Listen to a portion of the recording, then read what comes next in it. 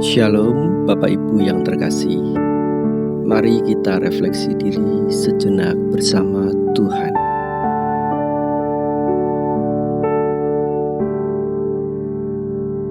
Ku sadar tak semua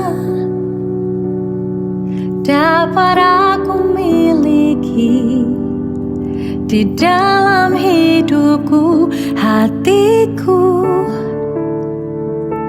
percaya rancanganmu bagiku adalah yang terbaik. Walau ku tak dapat melihat semua rencanamu, Tuhan, namun hatiku tetap memandang padamu. Kau tuntun langkahku, walau ku tak dapat berharap atas kenyataan hidupku, namun hatiku tetap memandang padamu. Kau ada untukku.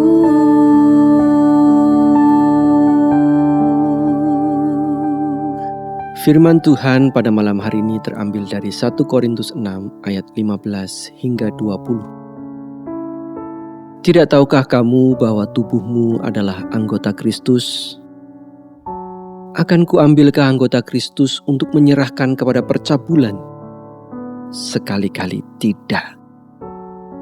Atau tidak tahukah kamu bahwa siapa yang mengikatkan dirinya pada perempuan cabul menjadi satu tubuh dengan dia? Sebab demikianlah kata Nas, keduanya akan menjadi satu daging. Tetapi siapa yang mengikatkan dirinya pada Tuhan menjadi satu roh dengan dia. Jauhkanlah dirimu dari percabulan. Setiap dosa lain yang dilakukan manusia terjadi di luar dirinya. Tetapi orang yang melakukan percabulan berdosa terhadap dirinya sendiri. Atau tidak tahukah kamu bahwa tubuhmu adalah bait Roh Kudus yang diam di dalam kamu? Roh Kudus yang kamu peroleh dari Allah, bahwa kamu bukan milik kamu sendiri, sebab kamu telah dibeli dan harganya telah lunas dibayar. Karena itu muliakanlah Allah dengan tubuhmu. Beberapa hari yang lalu saya bertemu dengan seorang teman wanita yang sudah cukup lama kami kehilangan kontak.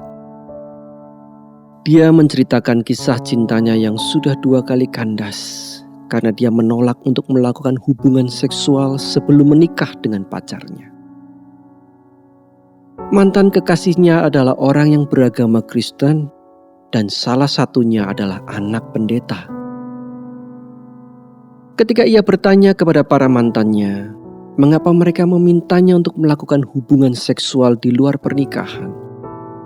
Jawabannya adalah, karena banyak orang yang melakukannya, dan itu tidak mengapa. Saya tidak kaget dengan jawaban lelaki tersebut, karena banyak sekali cerita itu yang saya dapatkan di ruang konseling, dan mirisnya terjadi di kalangan remaja dan pemuda Kristen. Dunia telah memberi pengaruh yang sangat buruk kepada pemuda dan remaja Kristen. Saat ini banyak remaja dan pemuda Kristen yang kehilangan pengaruhnya terhadap dunia.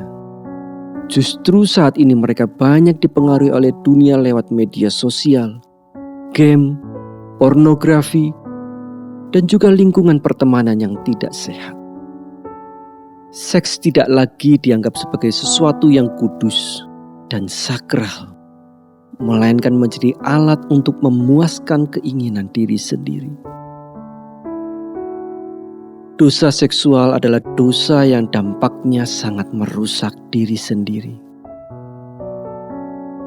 Menurut Rasul Paulus, ketika seseorang melakukan dosa seksual, dampaknya mempengaruhi kesejahteraan fisik, emosional, dan juga spiritual masing-masing individu. Tubuh bukan hanya sekedar wadah, namun menjadi bagian integral dari identitas dan hubungan seseorang dengan Tuhan. Konsep tubuh sebagai bait suci menyiratkan bahwa dosa seksual menajiskan apa yang seharusnya kudus dan dikhususkan untuk Tuhan. Tubuh kita telah ditebus dengan darah Kristus yang sangat mahal.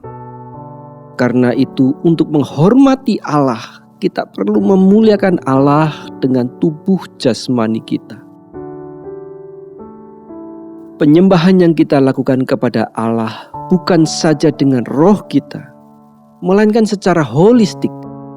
Pilihan hidup kita setiap harinya harus mencerminkan komitmen kita pada Tuhan. Untuk mengurangi pengaruh dunia kepada anak-anak kita, sangat diperlukan juga pengawasan orang tua kepada anak-anak, khususnya yang masih kecil menuju remaja. Beri diri kita kepada mereka dan bawa mereka kepada Tuhan selalu melalui doa. Mari kita berdoa. Ya Allah, Tuhan dan Bapa kami yang kudus, saat ini kami khawatir dan gentar melihat kehidupan anak Tuhan yang jauh dari kekudusan. Banyak anak remaja dan pemuda yang hidup sembarangan, tidak menghormati dan memuliakan Allah. Tuhan, tolonglah anak-anak Tuhan yang saat ini masih terlibat di dalam dosa seksual dan pornografi. Ubahkan hati anak-anak-Mu ini. Beri hidup yang baru yang hanya untuk memuliakan Engkau, bukan mendukakan hati Tuhan. Tolong kami sebagai orang tua juga untuk mendidik dan mendoakan anak-anak kami sedari dini, dan membawa anak-anak kami untuk mengenal Engkau, ya Allah yang kudus. Terima kasih ya Tuhan. Ini doa kami dalam nama Yesus. Amin. Walau ku tak dapat berharap atas kenyataan hidupku, namun hatiku tetap memandang padamu. Kau ada untukku. Selamat malam, selamat beristirahat. Tuhan Yesus